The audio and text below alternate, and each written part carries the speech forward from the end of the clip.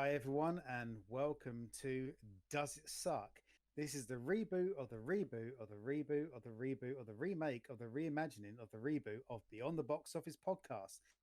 Joining me today is Sam. How are you doing, Sam? Yeah, I'm doing all right. I'm a bit disappointed. I thought we were coming back to do part two of our best movies of 2010 because we never got around to doing that. Did we even do part one? Yeah, I think that was the first one we ever Is that did.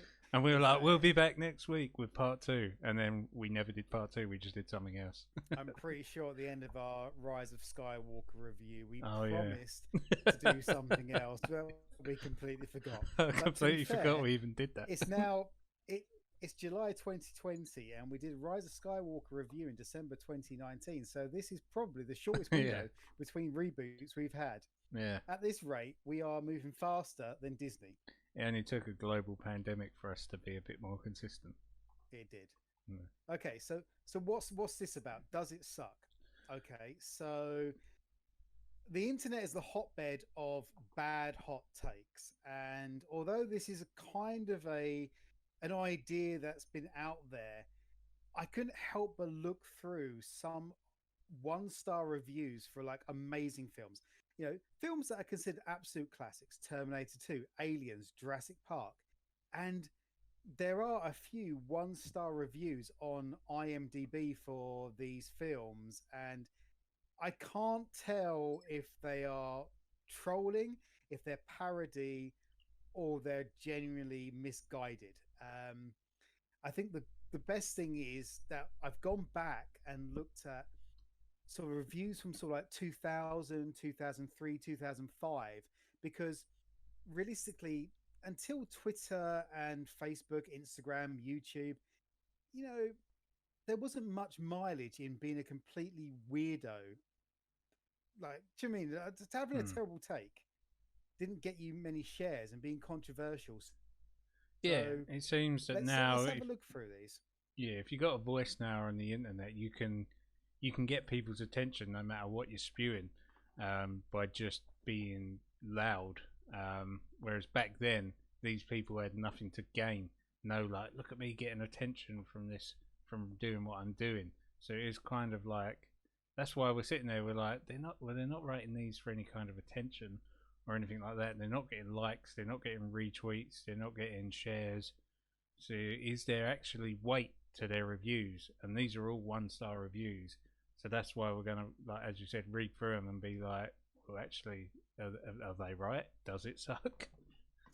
Well, yeah, I mean, you've been watching a couple of YouTubers recently, haven't you? Where Hmm. they are people, I mean, or they are around about sort of like 20, 23 years old, and they are watching, what we consider the greatest films of all time for the first time. Hmm. And as you said, their reviews are they're not clouded by any kind of nostalgia. I mean, I'm not going to say I agree with any of their reviews Yeah. because objectivity, subjectivity, you're not going to get into that discussion. But it is interesting to see the take of someone who's just watched Jurassic Park in 2019, 2020 for the first time. Yeah, because Obviously, you know, it's these films are like 20, 30 years old, some of them, and that does factor in. So, although nostalgia doesn't blind them, hmm, the past 20, 30 years of CGI, Marvel Cinematic Universe does have an impact. It's still interesting, though. yeah. Hmm.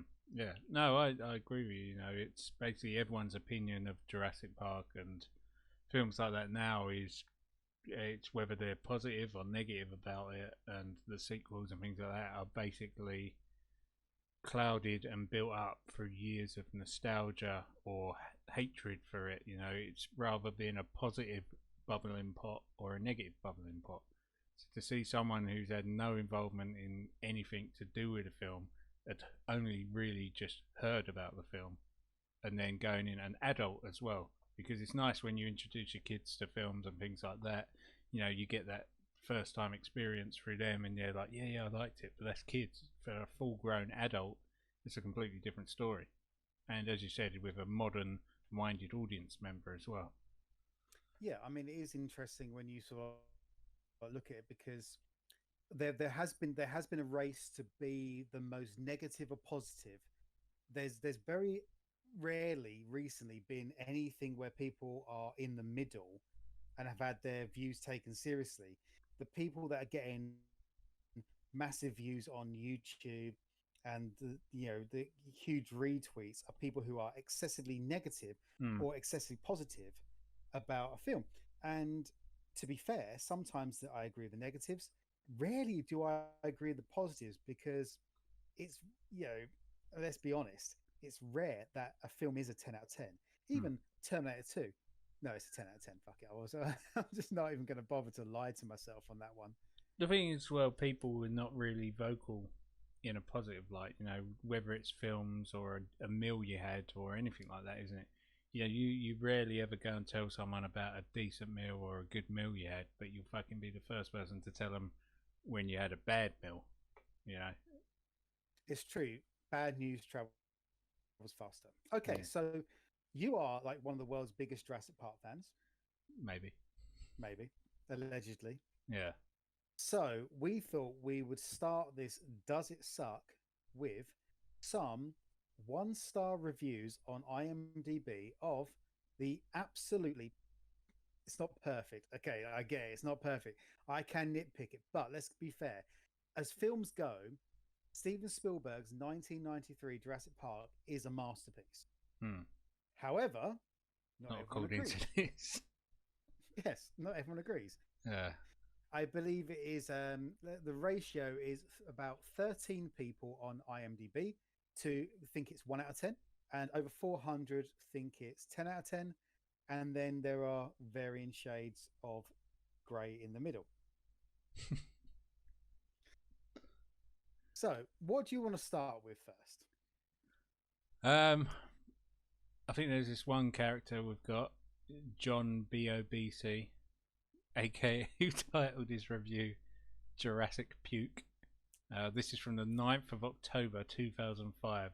What is anyone Okay, who? so What's this person's business in 2005 on an October afternoon that he feels like he's got to go on IMDb and start caning Jurassic Park?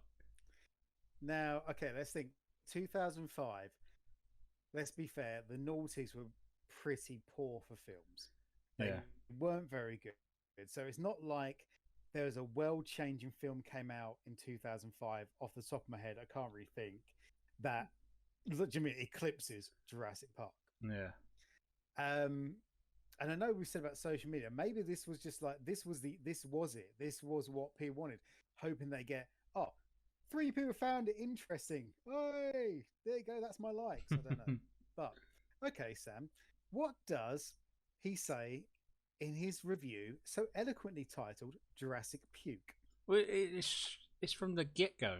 He opens it. This has to be the worst, most manipulative, lowbrow, dreadful film I've ever seen. Doesn't No, understand the meaning of lowbrow. yeah, but manipulative. What is manipulative about Jurassic Park? It manipulates you into feeling great.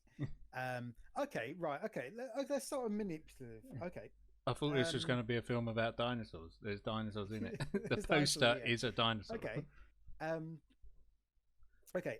Jurassic Park does manipulate you because the technology is amazing. It's groundbreaking. However, it's not perfected. What do you mean? Jurassic Park is not in 1993 to the level that the Jurassic World films are. Mm, In their ability to go, here you go, dinosaurs, just yeah. see it all, have everything. I mean, personally, I prefer the blend of effects to in Jurassic Park, and like Jaws, I prefer to see less of the dinosaurs. Now, if he's talking about manipulative, yeah, okay. There's a lot of manipulation because the characters they react to a lot of things. So the characters are reacting when you're not seeing a lot of stuff. So it's telling you how to feel. Mm, So when Alan Grant raises his glasses and Eddie Sattler stands up and goes, aghast. It's oh my god, there's a dinosaur. How to feel when you know Jeff Goldblum. mm, He's in the Jeep and the puddle is re-rippling. We've seen it before in the glasses, and now the puddle's rippling. It's telling you how to feel, but I don't think that's what he Yeah, means. I was gonna say that could be a valid argument, but he titled his review Jurassic Puke. This guy's not on the. This guy's not No, thinking that deeply. I think I've just dived down three dream levels further. But no, do you see what I mean though? Like in Jurassic Park, there is a lot of those scenes where Spielberg, just like Jaws, the people's reactions inform the audience on how they should feel. Yeah. But that's good storytelling. That's good craftsmanship, because their reactions instigate an emotional response in you rather than them telling you how you should feel. Hmm. All right, what else he say? What's he saying? Okay. Dreadful film, apparently. Yeah. You cannot be older than 10 or have an IQ higher than the outside temperature on a blizzard-ridden midwinter's day in Antarctica to appreciate this film. Goldblum is dreadful beyond belief.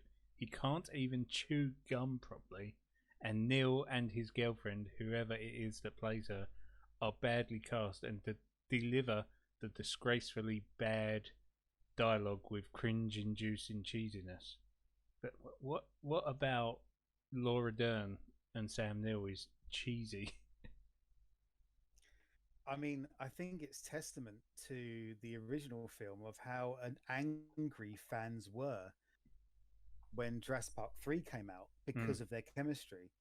The thing about Jurassic Park is, and I did look through some other reviews that called it boring and soulless. It's like, no, the reason you think, look, okay, I'm not going to be elitist, because we'll come to that when someone mentions elitism in it.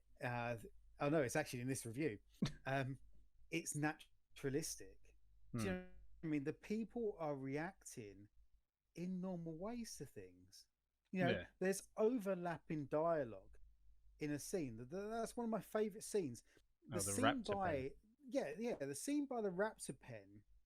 That to me is Spielberg at his best, just like the dolly zoom in Jaws. It's like, oh my god, there's something about this scene that it's engrossing, it's phenomenal, and it is as simple as two sets of characters having two separate conversations, but you hear them at the same time. Yeah, it's like you don't. Where in a real life situation are you gonna have what 6, 7 people, all like in a situation where they're curious and things like that, just all one person speaking at a time? Like you go out for a meal with a large group, you're not just one person speaking at a time, are you? No, I mean, that is the thing about films, that a lot of the time, even the most extraordinary circumstances, even in average circumstances, where it'll be a film like Game Night or something, where people are just sitting around doing stuff that we all do in our regular lives, like playing some games, obviously not going out and trying to get a kidnapped brother back, but it's all I talk, then you talk, then I talk, then you talk. A dialogue's not like that. A conversation's not like that. Yeah. Now you talk. Okay. Yeah. But I don't know what he's got against Jeff Goldblum with he can't even chew gum properly. I didn't understand that part. Is it when it's just in that. the helicopter, that whole thing before his but his that's classic part? That's setting up his character as an archetype of a cocky son of a bitch. He's like, in it. That's setting up his character. He's someone who is loosey goosey. He doesn't care. That's character development throughout the film. Yeah, okay. Are we going to say that the characters in Jurassic Park are the deepest characters ever? No, they're not the deepest, but they are by far they're nowhere near the shallowest. Yeah, they're in not. those opening scenes, you know exactly everything you need to know about those characters, their motivations, their wants, their needs, their desires, their relationships. Yeah. Fuck it. I just can't get over this movie. I'll move on to it. It is obvious from this that Spielberg values money and the distorted kind of fame that making the blockbuster as an end in itself seems to guarantee. Above all, consideration of art or intelligence. Well, to be fair, if that was true, Spielberg would have literally just spunked dinosaurs on the screen for 2 hours. Yeah, it would have been Spielberg, Jurassic Park Endgame, basically. yeah, Jurassic Park. It, there's what is there like 6 minutes of CGI, 9 minutes of animatronics Hmm. in a 2 hour, 7 minute film. Yeah. it's it's like Jaws. It's everything is based around the human characters. Everything is you, the only reason you cared, and this is why do you think so many original fans have such a problem with the Jurassic World films? Because Jurassic Park, even Spielberg's own sequel, The Lost World, people were nonplussed about because Spielberg put so much focus on this slow burn, genuine human story with dinosaurs that burst into it. Whereas as the films progressed, it was a dinosaur story with humans wandering around it. Hmm. I think this review, not that I agree with it, but it would probably be more fitting thus far if it was talking about Jurassic World, not Jurassic Park. Yeah, I mean, considering it's 10 years before Jurassic World, it's like, Christ, if you didn't like Jurassic Park because of some of these points, you're really not going to like Jurassic World. Hmm. Yeah, and he goes on. His kept relation here to the lowest common denominator would be irredeemably shameful were it not for the moderate modicum of redemption he gained by making Schindler's List. So, yeah. What? That's what I mean. It's just like what, and why do you bring what? I don't even know what to make of that. So it's like, It's a very it's almost like it's a hot take on his career trajectory. yeah, Um, not not so much about the film. It seems to be something. It's starting to feel like there's a gripe against Spielberg. yeah. I imagine and dearly hope that Spielberg learnt his lesson from this disgraceful farce, so clearly engineered for people with an 8-year-old mentality. So at first you had to be no older than 10, but now you've got to be 8 years old. Um, what would Spielberg have learnt for this? Like a critically acclaimed Oscar-winning film that was the number one grossing movie of all time, which people were just blowing loads left, right, and centre The only over. thing Spielberg learned was that you can do Jaws twice. Yeah. Because The only that's thing he it, learned isn't was it? the only thing he learned was Michael Crichton make another novel, so we can make another film. Right, it's basically like okay, smash out Jaws, absolute perfection. Human story, restricted by the special effects, Hmm. works out perfectly. Jurassic Park, absolute perfect. Again, based on a book. Jaws and Jurassic Park go together. They're like it's like perfect. It's Hmm. just now, it's only now that Spielberg needs to find another sort of novel written by I mean, to be fair, even like I think I've heard people say that Jaws novel's not even that good. No, it isn't. Spielberg doesn't, he adapts films in the right way, for me Yeah, anyway. maybe this guy was like a novel whore as well, because that's one thing you see in the Jurassic fandom a lot is people are like, oh, it's not as good as the novel, blah blah blah. The I'm novel's not better. being Should have funny, made but it if like the you put novel. man, if you put look, I like Westworld. Hmm. You know, I like Michael Crichton's Westworld film, but if you put the Jurassic Park novel onto screen, it would be Star Trek the motion picture Hmm. levels of and I like that. I do like it, but I much prefer Spielberg's interpretation. Yeah. Well, that's what I mean. It wouldn't have been half as entertaining, It just, we wouldn't have got what we got. It's the same sort of people like, oh, we should have got a an R-rated or an 18-rated Jurassic Park. It's like no, because Jurassic Park is what it is, and you, the person saying that, only like it because it is a family film and you witnessed it as a kid. You know, Why would you want an R-rated Jurassic Park? it's just fan bases nitpicking, It's but not this, aliens. yeah. But I mean, we're on a tangent here. We're talking about Yeah, yeah, audit okay, people now rather than John Bobbsey in 2005. okay, Where okay. was we up to? So where was he? So ironic was it? Would you? I imagine and ideally hope that. Oh no, we've done that bit. He's learned his lesson. Ironic then that this revolting tribe carried a PG-13 rating. In many countries. I don't understand that. Ironic then that this revolting tribe carried a PG-13. So, so is he saying that he thought it should be like a U or like a what Oh, was it like he a PG or he's basically saying that it's aimed for kids, but which is ironic considering it's got a PG-13 level rating around the world. But it didn't, well, to did be it? fair, It had. looking, Indiana Jones films were aimed at kids, but bloody hell, Temple of Doom is bloody Gremlins. Spielberg produced Gremlins. That was aimed at kids. Let's be 100% honest. Gremlins is a kids' film. That's what the 80s was amazing because there were so many films aimed at kids. Well, we can make it for adult. 15. Yeah, we're going to make it a 15 or an 18, and no one to see it, or we'll just let the kids watch it. But Jurassic, it's you know, the threshold is a lot higher or lower now. Would you say? You know, to get a film rated sort of PG-13 or 12 or 15, that bar is a lot lower now. You know, there's a lot you can get away with a lot less now. I don't know. It's very different. It is interesting because there are films that are like, for example, so Deadpool, right? So you go see Deadpool because it's all about the little tick boxes, isn't it? On like the MMMPA or whatever, and the BBFC. It's interesting because there are some like films in the 80s that are 18, and you think there's like Terminator, it's an 18.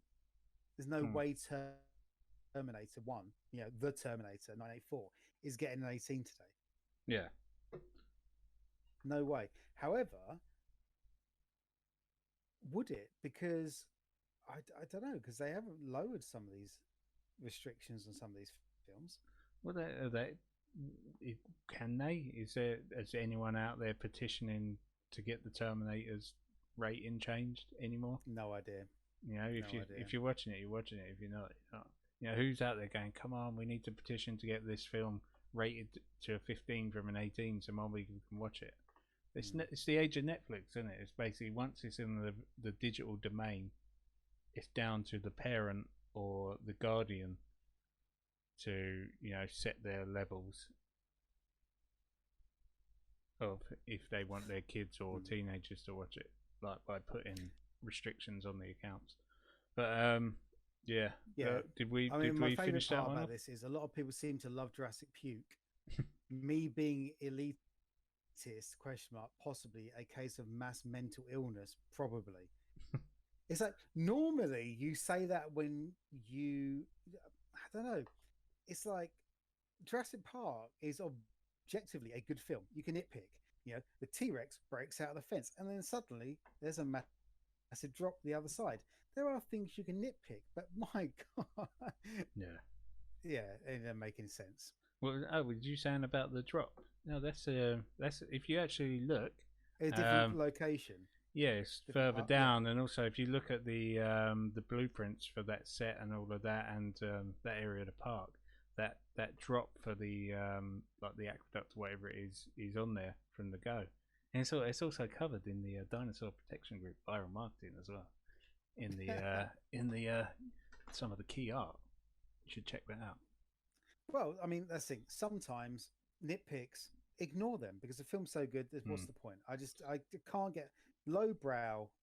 Calling Jurassic Park lowbrow is ridiculous. That's one of the funniest things I like is people who like pick on Jurassic World and the Lost World, and they're like, it's rubbish. They're acting as though Jurassic Park is pure and just magnificent, the perfect film. It's like, no, you can pick just as many holes in Jurassic Park as you can in any of the other ones. Fucking Tim, the invincible child who gets stomped on in the car, thrown into a tree, the car falls on his head, he then gets fucking electrocuted with 10,000 volts, blasted from 30 feet in the air, probably smashes his head on the floor, then fucking Grant drops him off of the skeleton when they're escaping the raptors onto that hard marble floor. The thing then lands on his head, like on top of him. You know, this is just one of the little things. But yeah, I don't know. This guy, I don't know what he's Yeah, I don't get what he was going his for. point. I mean, sometimes as well, films are greater than the sum of their parts and all that Yeah. kind of stuff, isn't it? It just You sounds know, like John Bobsey has got a gripe with something, whether it's Spielberg. It doesn't actually sound like he's got a gripe with the film itself. It just he's got a gripe about something. I don't know what yeah, it is. not quite sure. So, okay, now this one's from 2013. Mm-hmm. This one is written by Harry Plinkett, 14. Now, okay, so obviously Mr. Plinkett, famous for tearing down the Star Wars prequel. So this is a fan, I'm guessing.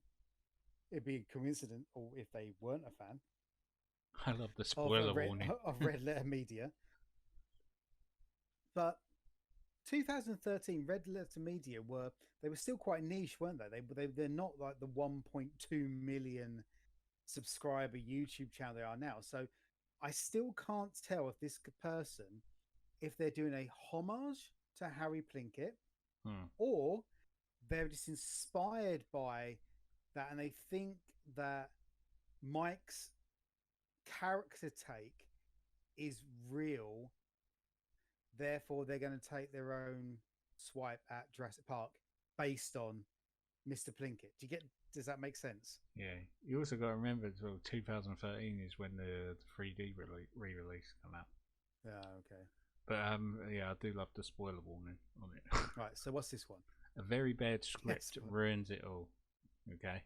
Ironically, the people who made this film assumed the revolutionary CGI would serve as an attraction in and of itself, and in brackets, much like the dinosaurs exhibited in the park, close brackets, and that the audience wouldn't care about the moronic plot, horribly bad dialogue, and total lack of logic.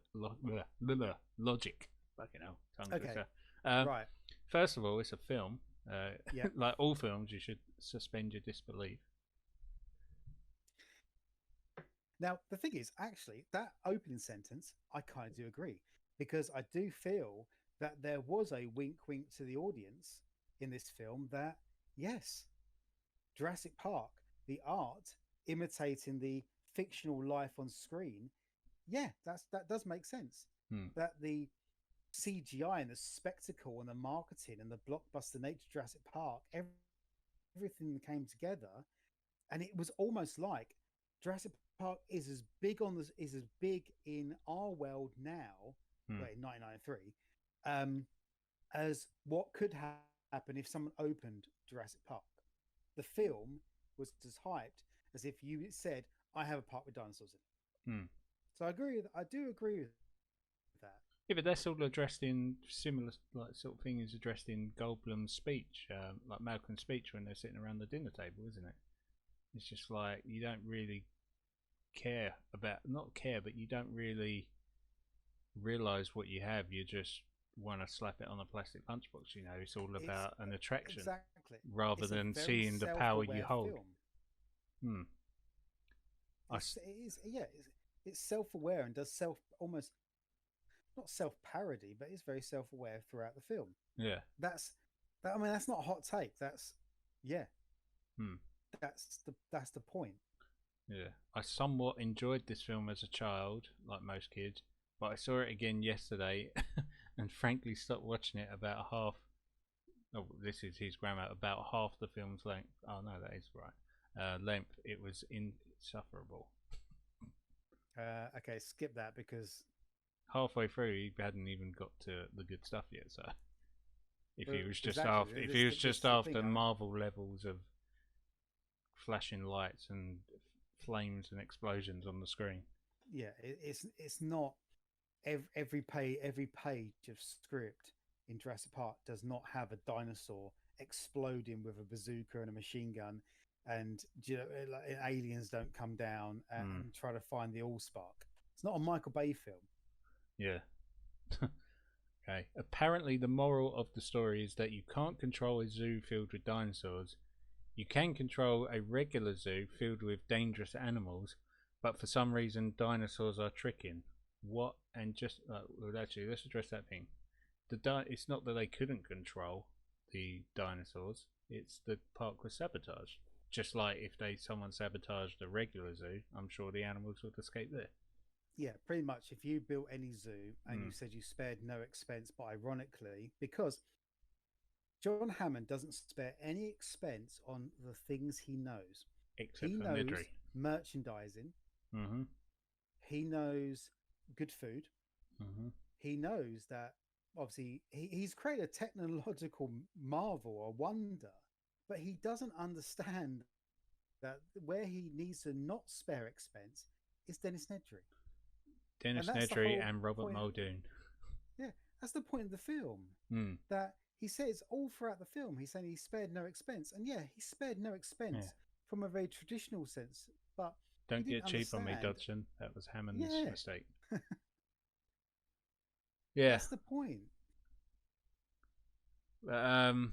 Okay. So moving on, he's after that he read what question mark exclamation mark, and just think about the premise of the film for a second. The man discovers a way to recreate dinosaurs in capitals, and his master plan is to charge tickets to a zoo where a handful of tourists can ride on a couple of jeeps around the island. That's the plan. How long would that park last? Within 24 hours, the USA or some other government would invade the island, close it down, hijack the staff along with all the animals. I don't. That's Did he write ridiculous. Jurassic Park Fallen Kingdom? But the second greatest To be movie in fair, the this is franchise. 2013. He's Yeah. prophetic. But it's but again, it's just like you're watching a film about. He's like someone recreated dinosaurs, and this is what they're doing with it. He should have just stopped at that first line. Someone recreated dinosaurs. There you go. That's the level this film is at. Yeah. This is the bar the film is at. Someone took fucking a mosquito bite and made dinosaur basically from the entrapped amber. That's if you got a film about recreating fucking dinosaurs, you know, then that Yeah, what else do you expect? yeah, It's not because realistic. They fucking remade dinosaurs with frog DNA. Yeah, because the other alternative is Carnosaur. Yeah, or prehysteria. Do you know what I mean? Well, yeah. Mm. The other alternative to discovering so like unlocking the ability to recreate dinosaurs, theme park. Mm. To be fair, that's the most logical bloody answer. That's some of the problems people have had with the Jurassic World films is because actually the least logical is is the weaponization of the damn things. Mm. Well, the thing is, as well, you got to think about it. A rich person finds the ability to do something, and what's his ultimate goal for it? Make money. Yeah, in the public. What is like Elon Musk and all of that aiming towards? Commercial space travel. Commercials, yeah. You know, I mean, yeah, yeah, and that goes down and that's why that's the one good thing about Jurassic World. Hmm. Jurassic World's smart enough to go, yes, you make money by commercial purposes, but there's a little bit of the island where, Chris Pratt is training raptors and Vincent D'Onofrio, there's some military contracts going on. That's the real world. I mean, yeah, that Jurassic World hit the nail on the head with yeah. what a real theme park is like. You go to Disney World, you go to Universal Studios, you go to like SeaWorld, everything's got like even the opening scene pretty much on the park is when she's talking to is it the Verizon guys, like for sponsors on the new attractions. You go anywhere, everything's got a sponsored. Like Disney World and Universal, the so and so ride brought to you by fucking M&Ms, or that's what the world we live in now. I mean, this is 27 years ago. Well, yeah, exactly, and that's the difference. That Jurassic Park is 1990. It's a representation of 1993. It's a less cynical world. Yeah, Jurassic World is a representation of if you did Jurassic Park in 2015. Yeah, everything's sponsored, and there's also there's a militarized, cynical side to it. So, Yeah. and what's the security measures? An electric fence. A dinosaur could tear apart in a second. Well, to be fair, he only tore apart. They only tore those fences apart because The power they was were up. de-electrified. Yeah. The power went down. It's like, what if the power goes down? But the power didn't go down. The power was sabotaged. You know, Yeah, there was backup generators and all that, but Nedry cut them off. he did, Hmm. and that's what people forget. It's not that Nedry flicked off one switch and the park was Hmm. effed. The power didn't go out, and the dinosaurs were not uncontrollable. Yeah. It was sabotage. Ironically, if you want to pick a hole in it, if they'd sat back and just allowed the cycle to flow through, after Dennis Nedry's allotted time Hmm. had passed and he'd got to the boat, all the systems would have come back online. Hmm. But that's my understanding of it. But Yeah. they didn't know that. Yeah, it was just meant to be a blip, and everything was fine before you'd know it. Yeah. But unfortunately, life finds a way. You geniuses can clone a dinosaur, but you've never heard of a power shortages, which we just said, of course. Then come the moronic characters and those obnoxious children. Can anyone stand children in movies anymore? I can't yet. All family movies of all time, forever, always have children in. I think Tim and Lex are some of the lesser annoying kids in movies, especially Spielberg movies. You know, I think the kids from Hook are a hell of a lot more annoying. I was about to say they are yeah, they're fine. I mean, Hmm. they serve they do what they need to do, and also kids are annoying. Yeah. Why? You know, you can't expect every film or every TV show to have a kid who's so switched on. They're like like a super ninja adult or something. Yeah. They're kids. I mean, I get annoyed when I watch some films. And I'm like, oh my god, seriously, that kid is literally that's John Hughes films. Yeah. Look, I kids are smart. I was smart as a kid. You were smart as a kid.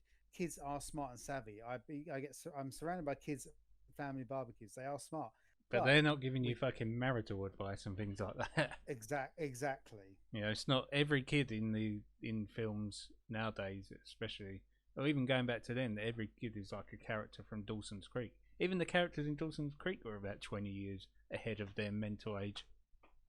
Yeah, it's because it's because the writers Yeah. are always at least 10 years older than the actors.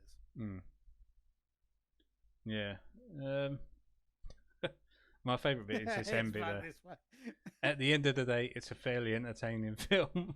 It's just like, to be fair, absolutely CUNT it off for the whole review, and then be like, oh, at the end of the day, it's an entertaining film during the action bits, but the characters, the dialogue, and the plot are just terrible. Just fuck this review. No, just it's a troll review. It's a troll review. Yeah. The dialogue is not terrible. The plot is absolutely incredible. The plot's so good that there was a bidding war for the bloody plot of the book. Hmm. Yeah, wasn't it? Yeah, a load of James Cameron wanted it. Mm. You know, and James Cameron doesn't do what James Cameron does for James Cameron.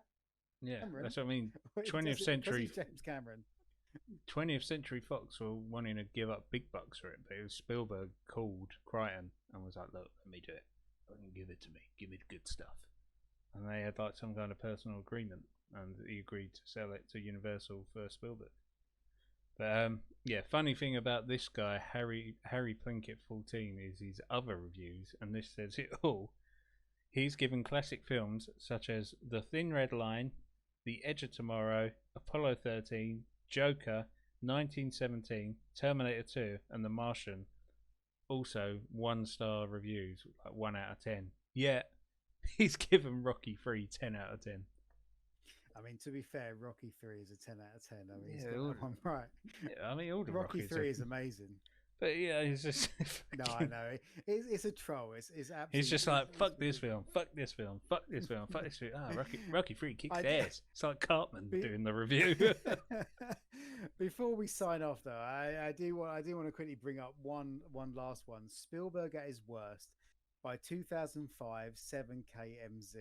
This was 2003. I don't care about the rest of it. He's going on about Jurassic Park and Titanic.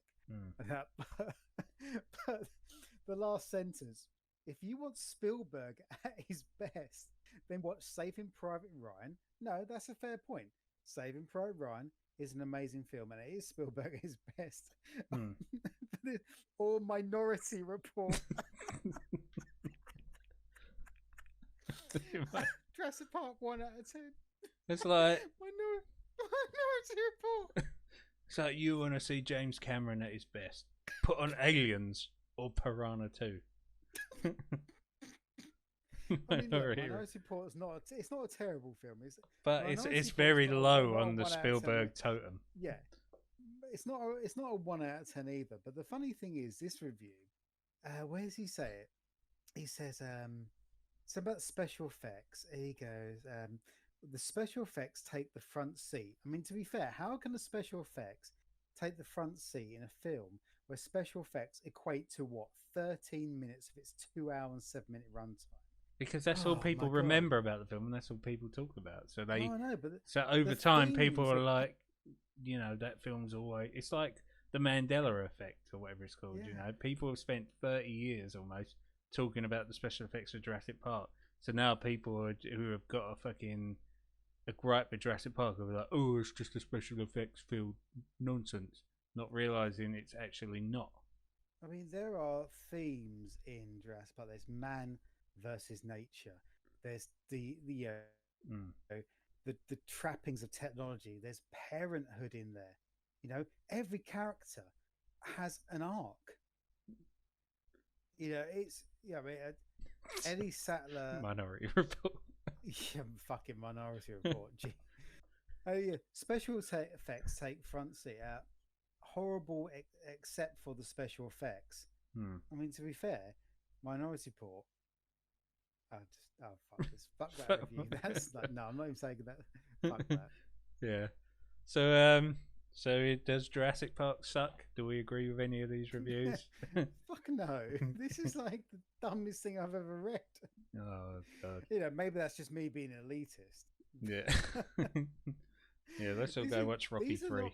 These aren't reviews where someone's saying that, look, I know you're clouded by nostalgia, but these are the points. And even if someone did a 2,000 word essay where they said, okay, you know, let's ignore the fact that there are, you know, wider universe aspects. Like you said, you've got the blueprints and it's explained in wider media. You know, the nitpicks. Who cares? The film is absolutely stunning as a whole construct. Yeah, you can nitpick Jaws. You can nitpick every film. You can nitpick Aliens. Like, why is Bishop in a cryotube? You know, at the start of the film, why is he in a cryopod? And because at the end of, did they put him in the one at the end as well? He does. Now it makes more sense at the end of the film because obviously he's been ripped in half. But it's only to lure the audience in to the fact that everyone's in the pod, and it's for that reveal during the dining room scene, the canteen scene. Do you think Ridley Scott was giving James Cameron the middle finger in Prometheus and Alien Covenant by not having David in one? Yes, because technically we shouldn't have seen Bishop come out of it, because the only reason we saw Ash come out of a cryopod was because he was undercover as a human. But yes, you know, Bishop should have been he shouldn't have come out of a cryopod because that was a play on Alien. So having seen Alien, the idea was that you see all these characters, they're all introduced in one scene, and then you find out when Ripley finds out. It's good screenwriting, but you know, whatever. Yeah, you can nitpick it to maybe Cameron should have kept him out of the cryopod, opened them all up, and to be fair, the audience wouldn't have noticed if they hadn't seen him in one. Yeah, just have him fucking walking on from the side of the screen. Yeah, exactly, and then you could done the whole reveal, and you go, and then you could go, yeah, he is an android, because technically, because I saw those pods open. Anyway, yeah, but you know, Aliens is a film with outdated viewpoints, and we're not go there. Let's not go there. Yeah. All right. Cool. Okay, so Jurassic Park does not suck. The authors of these reviews suck, though. It is. Now we are going to be back Some ASAP with a second episode of this, and we're going to get through a few more reviews per episode. This was the trial run pilot. more reviews, but of less running time because it's massively Yes. overrun.